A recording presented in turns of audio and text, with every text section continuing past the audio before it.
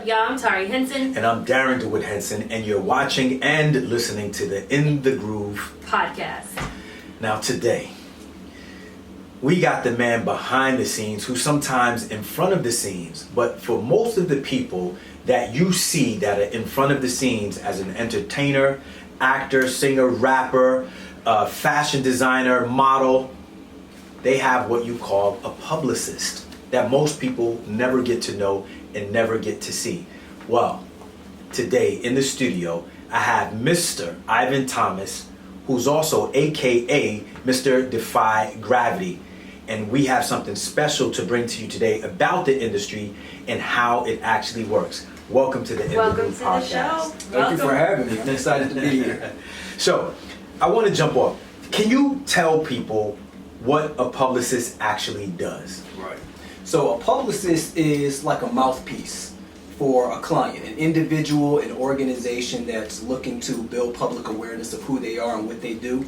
We're also liaisons between the client and the press, or between the public. So public relations is actually what the industry is called. So publicists work in public relations, and the operative word is relations. Our focus is building relationships on behalf of our clients, strategic partnerships, garnering press coverage, and really just identifying any opportunities that can elevate the brand of our clients. One of the key things that I learned a long time ago was when I tried to do things on my own, it didn't work the way it did once I got a publicist. Right. Then the world got to know me. And that's when I really realized how important a publicist is. So for you people out there who feel like Instagram is enough, it's not. Facebook is enough, it's not. You need a person who can speak for you. The same way you wouldn't walk into court and try to fight your own case. You would have an attorney. So Ivan, as a publicist, speaks for you so you don't have to. Actually, it also makes you stronger as an entertainer because then everybody can't get to you directly. Right. Makes you less accessible. Yeah. And you actually get into spaces and places that the average person can't. Tell us about some of the shows and some of the magazines that you've booked and some of the defying gravity that you've done, throughout your career. Oh yeah, absolutely. So, I've positioned clients everywhere from Forbes to the Associated Press, Black Enterprise, Essence Magazine, you name it. Really just, all types of platforms, It depends on the client, right? So you have some clients that are more business focused, some that are more entertainment focused, they might be in Hollywood, so, the outlets that we would pursue for a client, they typically vary depending on what the goals and objectives are of the client. But I've been able to do some extraordinary things. I've gone to plenty of award shows, major conferences with dignitaries, foreign leaders, tons of red carpets. So it's really, it's a great industry and it takes a lot of work, but you learn so much. I think that publicists are really equipped as long as they're learning and constantly growing, because you make so many relationships and you meet people across different industries. I feel like publicists make excellent business owners because they know how to navigate different types of spaces, they know how to have the conversations, and they know how to build awareness.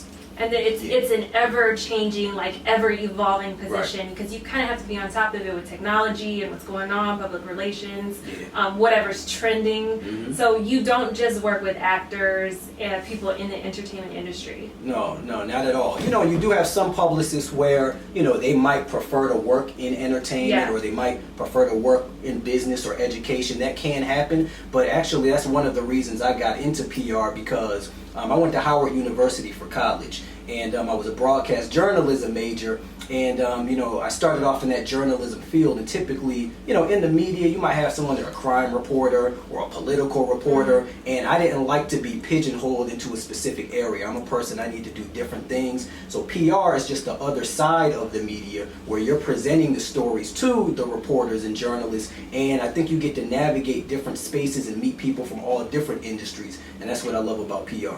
So you weren't on campus trying to figure out how to get involved with the fraternity. You were actually focused on PR and public relations. Right, yeah, right? absolutely. At Howard University. So and shout out to all the frats out there. You know, I'm Mu Gamma life forever. Mu Gamma forever. So how did you first break into public relations? Like, what was your, I guess, your first client or your first experience where you were like, yeah, this is what I want to do? Yeah, well, actually, you know, my interests kind of just, you know, evolved. Initially, I wanted to be a marine biologist. I wanted to be like a black Jacques Cousteau. You know, I was really into animals and things of that when I was younger. But then my dad was actually in the journalism field for 20 years. So he wrote for like the Boston Globe, New Jersey Star-Ledger, Rochester Democrat and Chronicle, and then ultimately the Chicago Tribune when we lived in Chicago. And, you know, so I got a taste of media. You know, he would interview different types of people. And then eventually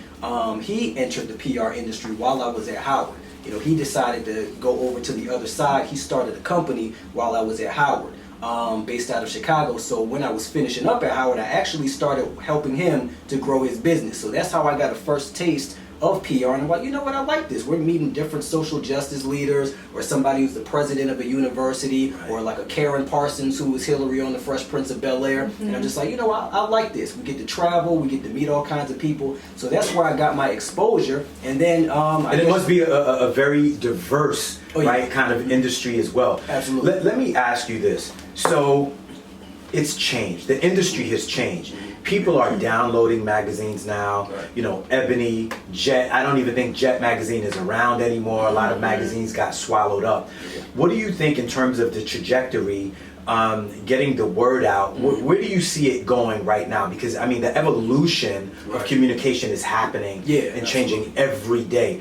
Where do you see? How do you fit in the fabric of where the industry is going to be able to utilize for your clients, getting them out into the world now? Because back in the days, you know, you could pick up a magazine, people loved it, you know, turning pages. It's not the same right now. And not everybody, you know, they don't want to pay for subscriptions for magazines. So what do you think about that? Well, yeah, you definitely have to be willing to evolve, you know. So that's what I advise my clients, to just stay fresh, stay creative, but to be authentic.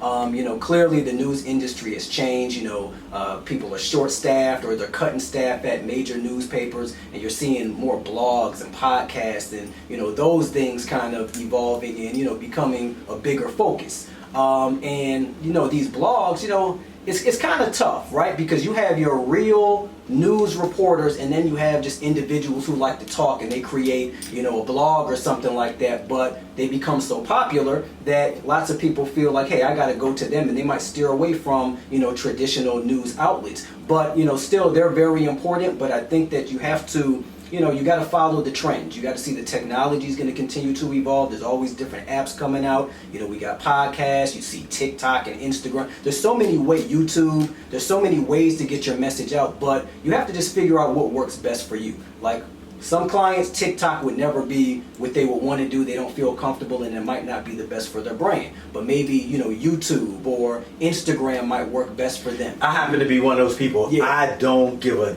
damn about TikTok. I don't care about it, because most of the like the morphing part. I like morphing. But you know, I think it works for a certain genre. I think it works for a certain age group. But for me, you know, again, you know, we speak about each one, teach one, we can reach one here. Like, I don't care whose butt is injected. I don't care who got their lips injected, who got fake boobs. We don't talk about that kind of conversation. What we want to talk about is how to further move the diaspora, number one, forward, and to get people to be elevated in a way that they can help themselves and their families. Because if you aren't helping somebody, technically you aren't helping yourself. Yeah, absolutely. But you have to help yourself first in order to help somebody else. Right? So they're correlated, they're connected. So let me ask you this question. Now, this is amazing to me when I found this out, but I knew it was rightfully given. You just got back from Washington, D.C., the White House, receiving a Lifetime Achievement Award. Yes. Tell us what that experience was like. And congratulations. by Thank the you. way. Look, that's a round of applause. A Lifetime Achievement Award, right? Given to you in the White House. Well, it was in the National Press Club. It wasn't actually National Press Club of the White House, right? But, you know, I mean, look, those people gave you that award. We're gonna keep it real. Yeah, you had that acknowledgement. Yeah, you know, let's see it. Let's check it out. Let's check it out. And let's we want to hear what that was like. Oh yeah, well, definitely, it was an extraordinary experience. Hold it up, please. Hold it Yeah, up there so we they go. can see it. Incredible. That's beautiful. Thank you. So yeah, it was an extraordinary experience. You know, there were international leaders there who have all exemplified excellence in volunteerism, you know, community service, economic development. Particularly for me, I got selected by a committee for my work, my volunteer efforts in the community, and my work in education and economic development. So I have an organization, in addition to the PR work that I do, you know, I'm really big on elevating the community, particularly the African diaspora. And I started an organization called Defy Gravity International, which actually stemmed from this book that I wrote called Defy Gravity, Unleashing Your Greatness Within. And the whole focus of it is helping people to overcome self-limiting beliefs, overcome adversity, and launch into their ultimate level of greatness. What I recognize with everybody, but, you know, oftentimes with our people, is that, you know, we fall victim to who society tells us we're supposed to be, right? And oftentimes we don't really understand our gifts nor our purpose. And when you don't understand your gifts, you don't know what you're good at. And when you don't understand your purpose, you don't know what you're designed for. So because people don't know what they're designed for, they're misusing themselves, which of course is going to allow other people, the world, to misuse them. And they're misguided yeah, often. Yeah, absolutely. Misguided. So, you know, I've been traveling around the country, traveling internationally, speaking at schools, particularly to youth. And I also work with entrepreneurs and aspiring entrepreneurs, people who, you know, they might be in the workforce or they're doing something, but they don't have a sense of purpose. You know, they're miserable. They know that there's something more to them, but they don't know how to tap into it. They don't know where to go. And, you know, they're allowing other people to project their negative thoughts or fears or doubts onto them. And those are things that if you want to be successful and live the life you were truly designed to live and be happy with it, you know, you have to ignore all of those That's things. right. You got to overcome it. So that's what I try to help people to do. One of the things that I love about you the most, and that's just one of the things, is that you have no lack of self-esteem. And no, but it really is beautiful, because when you think about self-esteem, it means esteem for self. And when you have esteem for self, you can build up from a space and place that you can give and don't feel any lack or limitation, right? Yeah. And so, you know, that's beautiful to me, because in order to understand something, you can build from there. Like Tari and I talk about this all the time. You understand so you can overstand, and then you can understand. I like that. Right? Yeah. You understand to overstand so you can understand. And when you understand, it's automatic. Like we talk about, we don't understand when people say second nature. What does that mean, second? It should be like me speaking is first nature. What is second nature? I don't even understand that statement. When people go, oh, it's second nature. What is second nature? Yeah, when you think about it, it doesn't make sense. I guess second nature is something you do without thinking about it, but you would think But that's your first nature, Absolutely. right? Yeah. It's like your desire to breathe. If I hold your nose, the first thing you're gonna do is try to breathe, right? Because the law of self-preservation is first. Right. And so we always say that people say things and repeat things without really overstanding what it actually really means. So, you know, when I met you, I knew that. But you're also a very pious man as well. You're not outspoken when it's time to listen. Right. And so there's a quality that goes along with that, and I feel like you cover all bases. Tell us right now, who would be your dream artist, entertainer, author, client to work with, that you feel like you could represent to assist them in their career or corporation? That's a tough question. Wow, you know, I admire a couple of people for what they do, but man, that's really tough. Entertainer, I'm gonna say Darren DeWitt Henson. All right, and as far What a as great answer. Good answer. and as far as like a I love Eric Thomas. You know, Oh, he's motivational amazing. speaker. That's right. You know, that's one of the people, and we'll. You've got to dream the dream. Yeah, absolutely. I love He's Eric amazing. Thomas. And then as far as an author, that's a tough question. I don't know. Some of my favorite authors aren't alive anymore. So All right, I have to come back to that. Yeah, one. no, I get that. Yeah. You know, on this show, clearly, right? It's about family infrastructure as well. Right. Tell us your background. Tell us where everybody knows that you're married. Tell us about what that's like. How do you juggle being married, having family, and doing what you do? Because publicists have to travel all the time. Yeah, you know, it's tough. You know, when I first started my company, it was constant juggling, and of course, I'm trying to make money. I'm trying to build my reputation.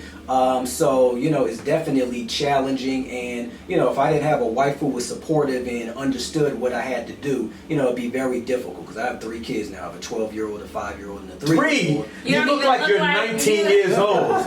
Nah, man. Because that black don't crack. Exactly. But yeah, I mean, you know, it's tough. But you know, at the end, you got to keep the end goal in mind, right? That's right. So I know where I'm trying to go. I know what needs to happen in order for me to do it, and I just try to keep myself as stress-free. Of course, it can be stressful. It's high-paced. You know, there's a lot of demands, especially when you're dealing with different personalities and you got to be in different places. But you know, a strong support system at home is very important, and then just understanding, you know, what I need to do and prioritizing things. You know, Of course. so I think. Knowing how to prioritize different areas of my life helps me to be able to navigate. So I know personally with Darren, you know, he's always go, go, go. He's just, you know, job, audition, job, right, book, yeah. this, that, you know, speaking engagement. And sometimes I have to pull him and say like, hey, let's go for a walk. Let's have dinner. Let's, you know, go for a bike ride or something. Oh, yeah. Are there times when your wife has to kind of slow you down All and kind the of time, all just the have time. a smell the roses moment? Yeah, all the time, because it's like I'm a visionary, right? So I already see where things are going to be, right? Right. So it's like, and I know that I'm not there yet, so I feel like there's so much more to do, and I'm not a person, if I haven't accomplished the goal, who can sit back and relax and right. chill. I understand. So, you know, so Yeah. sometimes my family will get on me because we can be watching a movie, I might watch 10 minutes of the movie, And you're already going doing something else. I get it. and I'm on the phone, or I'm, you know, checking emails, or I'm doing something, because, you know, in this industry, in business in general, you know, when you're trying to make things happen, you know, the more you know, I'm always thinking. And things move yeah. so fast Things in the move so world these fast, yeah. days. Like Mhm. information, if it's not that day, Yeah. it's old news. Like how do Mhm. you stay on top of everything? Well, you can't stay on top of everything. I think, again, it comes down to priorities. Like, Yeah. for example, all my clients, they have priorities. I have priorities in my business. And what I've learned is that in order to be successful in anything, you know, it's not about being knowledgeable about everything. The most successful people, they hone in on what they need to do to accomplish their specific goals. That's what they focus on. So, you know, I tune out irrelevant information. Yeah, you know, that I don't makes sense. follow the shade room. You know, I'm not watching reality TV shows. If I'm in my house, you know, and I'm envisioning my life, I might have YouTube on and just have, like, you know, multi-million-dollar homes playing on YouTube with the relaxing That's music, right. just to keep me in the element of accomplishment and achievement That's right. and positivity. You know, I believe The in vibratory frequency Yeah. of success. Right. Ivan, we want you to tell us one more time about the book. We want you to tell us where we can find you. Okay. And I'm just really proud of all the work that you've done and the work that you will do. And speaking of some of those reality shows, I think some of those people need your help, because you can help shape them so they don't look like crazy people fighting. When I was in Africa, we were talking about going to Africa as well. I remember when I was in Africa shooting Zulu Wedding, they asked me, they were like, Darren, do these black women really spit on each other and pull each other's hair? Like, we can't have that that picture of us going around the world. So I believe that you'll be able to help those people. Please give us the information about your book, where they can get it, and your social media. Okay, yeah, absolutely. So again, Defy Gravity, Unleashing Your Greatness Within. This is really a success guide, a motivation guide to help you to overcome all obstacles and adversity, to adopt a success mindset, and to recognize that as long as you believe and you're willing to put thoughts into action, anything is possible. All right, so you can get this book on Amazon.com. Again, it's Defy Gravity, Unleashing Your Greatness Within by Ivan Thomas. You can also get it on my website, IntrigueMediaGroup.com. You can find me at IntrigueMediaGroup.com, or you can reach me on Instagram at Mr. Defy Gravity. Good, sounds good. So we appreciate, all the work that you're doing, especially in the community. That's a passion of ours. And we enjoyed having you on this episode Yes, today. sure. Thank you so much. I appreciate it. Yes, sir. I appreciate it. I'm Tari Henson, And I'm Darren DeWitt Henson. and you've been grooved.